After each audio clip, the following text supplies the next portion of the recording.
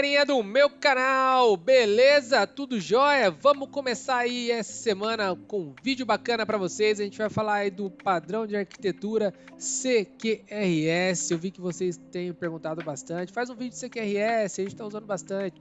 Eu até, em uns vídeos atrás aí do Mediate, a gente até passou por cima aí do CQRS, mas esse vídeo eu vou falar exclusivamente sobre esse padrão, né? Então eu fiz uma POCzinha para exemplificar para vocês aí e a gente vai dar uma brifada aqui sobre o conceito, né? E quais são as vantagens e desvantagens de utilizar o padrão CQRS, beleza? Então no próprio site da Microsoft, né, tem diversos outras fontes aí de informação que explicam aí, sobre esse padrão. Mas ele fala que é um padrão, né, de segregação de responsabilidade de comandos e consulta. Então, meio que ele separa aí o que é leitura, né, do que é escrita. Então, ele até comenta aqui no próprio site da Microsoft, né, sobre um contexto de um problema tradicional, né, onde eu tenho um único contexto e executo todas as operações possíveis, insert, update, delete e consultas. Então, esse é um cenário aí que eles julgam que pode dar problema de escalabilidade, desempenho e tudo mais, você fazer múltiplas operações aí no mesmo contexto. E aí foi aonde surgiu, né, esse padrão. Então ele fala aqui que para contornar esse problema, né, de a gente estar trabalhando aí com escritas e leituras no mesmo contexto, ele acaba aí separando isso. Então eu tenho toda uma camada dedicada aí à leitura e uma camada dedicada aí aos comandos que são as operações, né? Então eu posso tratar em contextos diferentes, né? Então vamos supor que eu quero isolar aí o meu contexto para que ele tenha mais performance. Então eu direciono ele para as consultas e um que não tenha tanta performance, né, que são operações assíncronas, né, de persistência, não precisa de tanta performance, mas ele precisa aí é, que ele faça o processo e garanta aí que os dados sejam persistidos e atualizados na base. Então ele cita aqui, né, os comandos devem ser baseados em tarefa, em vez de centrados nos dados. Então ele cita até mesmo como que a gente deve tratar aí o padrão, né, do CQRS. Então ele tem aqui um exemplo onde fala que ele tem um book hotel room, né, e aí ele deve ser considerado como set reservation status para reserved, né. E os comandos podem ser colocados em uma fila para processamento assíncrono, né, então, como eu falei na escrita, não preciso que tenha resposta imediata. E as consultas nunca modificam os dados, então você está sempre lendo dados e não fazendo nenhum tipo de alteração. Então, os modelos podem ficar isolados, conforme mostra no diagrama. Então, eu tenho um modelo aqui para leitura e um modelo para escrita. E aí, com isso, a gente separa aí o que são queries, né, do que são commands. Então, a gente consegue aí isolar. Então, o CQRS ele acaba melhorando, né, esse ponto de vista aí no que diz respeito à parte de desempenho, né? A forma como que você trata o dado na sua camada. E para que a gente consiga aplicar o CQRS na prática, tem a opção de você trabalhar sem apoio de uma biblioteca, então acaba que fica um pouco confuso o código, você dá um pouco mais de volta, ou você se apoia aí numa biblioteca chamada MediateR, né, que ela dá todo o suporte, embasamento aí para que a gente consiga aí fazer de forma mais clean aí nosso código e funcionar aí utilizando o padrão CQRS. Eu vou deixar depois o link para vocês aqui do próprio site da Microsoft, né? É uma fonte confiável e tem uns exemplos, né, explicando em resumo do que eu falei, ele cita no detalhe aqui, né, sobre de fato todos os itens relacionados à parte de vantagem e tudo mais. Tem um exemplo aqui, né, sem utilização do Mediate R, né, e links relacionados para que a gente consiga fazer isso na prática. Então a gente vai utilizar nossa solution de padrão de projeto, também aí na descrição do vídeo você consegue acessar a nossa seção do GitHub e consolidar aí o código, né, para que você consiga aplicar aí na sua empresa o CQRS. Eu não quis criar outros projetos para a gente tratar aí como camadas, porque senão ia encher muito essa solution aqui de projetos vazios, né? Então eu tratei aqui em pastas mesmo, então simulando uma camada de entidade, uma camada de application, uma camada de repository. Mas você, no seu sistema, você vai tratar isso como um projeto mesmo, a class library da sua solution. Não se apeguem a essas pastinhas aqui, que isso aqui é só a caráter de POC mesmo, de de demonstração para vocês. Para que a gente consiga atingir nosso objetivo, então vamos incluir aí o MediateR. O MediateR é Dependency Injection, né? Ele está até depreciado aqui, então provavelmente deve ter uma outra forma de fazer isso, né? Eu não pesquisei a fundo aqui para trazer para vocês. Padrãozão, né? O Smash Buckle, né?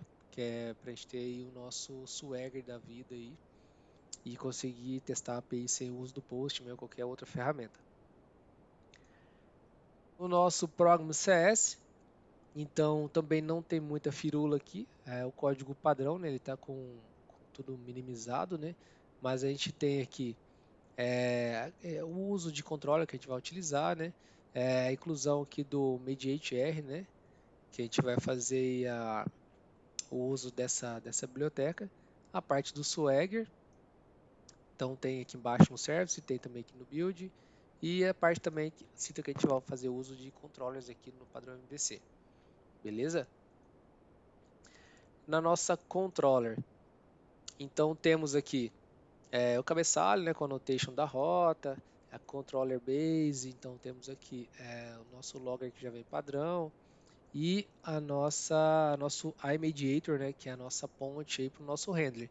Então no código a gente vai trabalhar com o controller ele aciona o meu handler e meu handler aciona o meu repositório ou qualquer outra coisa. Então seria aí um fluxo semelhante aí a três camadas, alguma coisa nesse sentido. Aí a forma como que é direcionado para command e queries é que eu vou mostrar para vocês agora na sequência. Então no consultor eu faço aqui a injeção, né, do meu mediator e eu tenho um método get e um método post. Então lembrando que aqui eu estou representando uma consulta e aqui eu estou representando uma persistência de um dado. Se vocês notarem, o comando para acessar o meu handler é igual. Ah, mas como ele vai saber para onde que ele vai? Através do meu, no caso aqui da minha query, né? E no caso aqui embaixo do meu command. Porque lá no meu handler, ele herda do command e do query, e aí por isso que o mediator sabe para onde que ele tem que ir. O nosso query e o command, ele é bem parecido, ele tem uma função semelhante a um DTOzinho, alguma coisa nesse sentido, mas ele é tipado com nossa entidade. Então é como se fosse um request aí, ou alguma coisa nesse sentido, tipo, toma aí o meu objeto, ou me devolve esse objeto. Que no caso, no meu objeto aqui seria, não estou passando nada como parâmetro, mas eu já tenho uma representação do meu retorno. Então aqui, se eu quisesse passar alguma informação, poderia ir para um property aqui, ID, não sei, uma consulta que retorna todos desse ID. E aí ele funciona como request e aqui eu já tipo aqui o meu retorno. A mesma coisa para o meu command, né? E no caso do meu command aqui eu tenho o ID nome que eu recebo aqui do meu front, né? Da minha UI, esse dado. E eu já tenho também o formato aqui de retorno para o meu handler saber o que ele tem que devolver. Ah, eu posso passar um objeto direto aqui, uma entidade? Pode, não tem problema. Mas é bom você seguir as nomenclaturas corretas, porque para a leitura de quem está abrindo o código fica mais fácil. Mesmo que não tenha nada no retorno, você cria uma classe de response aí, que eventualmente talvez você precise adicionar isso futuramente e é mais fácil incluir do que você trocar a classe. Bom, então aqui eu tenho o meu command query, já passei, certo? E eu saio da minha controller agora e vou para minha camada de application ou alguma outra camada aí, business ou qualquer outra coisa que nossa empresa de vocês chamar ou que vocês quiserem criar. A gente vai ter duas pastinhas, command e queries. Então, esse é a separação que a gente vai fazer. E aí tem um detalhe que eu julgo aí como algo que eu não sinto confortável em trabalhar dessa forma por conta disso.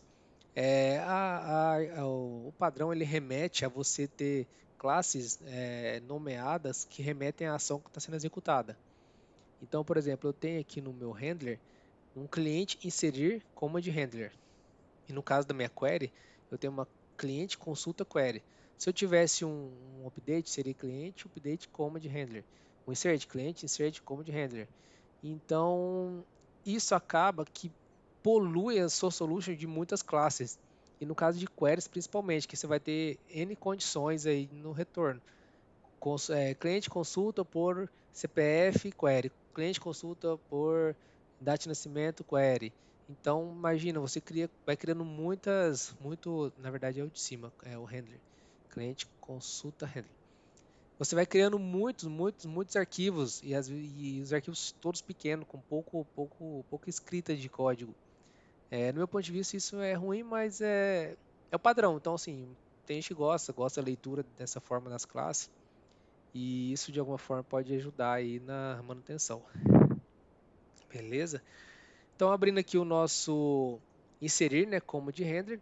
Então, lembrando que aqui que eu faço, né, a questão da implementação, né, dessa interface, né, é o iRequestHandler, e aqui eu digo que eu recebo um command e eu retorno um cliente inserir response. Quando eu coloco essa implementação, ele força eu criar aqui um handler. Então, o meu handler ele vai retornar um response, ele recebe um command como request. E ele tem aqui um cancellation token, se caso quiser aportar esse processamento na chamada.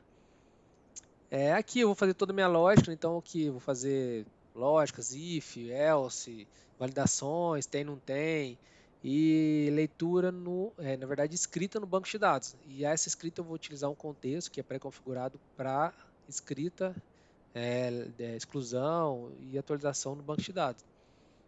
Isso não vai refletir em consultas que estão acontecendo de forma paralela no outro contexto. Então, basicamente é isso. Aqui eu só coloquei um label, né, mas é para chamar o repositório. E aqui eu retorno um sucesso que meu response, eu crio uma propriedade lá só para não ficar vazio, né? E ele retorna sucesso para controller. A mesma coisa acontece com meu cliente consulta handler. Eu implemento aqui o meu iRequestHandler e eu tenho uma query com parâmetro e um response como retorno. Da mesma forma, né, eu consulto um contexto de leitura e aqui eu retorno, no caso, um response que dentro tem um objeto cliente, no caso eu moquei aqui, né, um ID aqui e o nome João. Beleza? Mesma coisa aqui dentro, do meu response eu vou ter um retorno de um objeto, igual eu falei, podia ser uma lista de cliente ou um sucesso, alguma coisa nesse sentido. E basicamente se resume nisso o nosso padrão de arquitetura, né? CQRS. Eu dei uma enxugada aqui para ficar mais prático para entendimento, né? Mas lembrando que as camadas, né? Então tá aqui a nossa entidade e tal. As pastinhas estão sendo tratadas como camadas. Então cada um aqui é um class library, né? Não criem pastinhas dentro do seu projeto aí. E com isso você consegue fazer essa separação. Então, o que é command, o que é query, e cada uma aí trata em um contexto diferente. Quando fala de contexto, pode ser usado como um framework, você trabalha com, de fato, um contexto, né? Ou configurações específicas de banco para escrita e leitura diferente, usando Dapper, ou qualquer outro ORM aí. Mas, basicamente, o CQRS resume nisso. Bom, espero que vocês tenham curtido mais esse vídeo. É um vídeo meio explicativo, meio prático, e com isso a gente consegue aí, de fato, mostrar para vocês como que é tratado o CQRS. Eu vou até rodar a aplicação aqui para poder não ficar no vácuo, né? Ficar só código para vocês verem como que ficou. Abriu aqui nosso get, nosso post. Vou fazer uma chamada no get. Ok, retornou 200, get ok. E o nosso persistir, né? Vou passar aqui o número 2, teste, executar. Eu coloquei um break aqui para a gente registrar a entrada na pasta command, né? No handler de command. Ele vai retornar sucesso. Dou um F5 e retorna para a tela aí um post ok. Na minha controller está aqui. Eu fiz um return ok, né? Passei um label para cada um deles para a gente ver que deu sucesso e passou por aqui, deu tudo ok. Então é isso, pessoal. Se você está curtindo o nosso canal, se você está gostando do conteúdo, lembre de dar aquela força pra gente, para que a gente consiga aí ficar cada vez mais motivado, engajado, buscando conteúdos bacanas, atualizados, para você se tornar aquele profissional aí competente com um leque de opções aí para atuar na sua empresa. Valeu!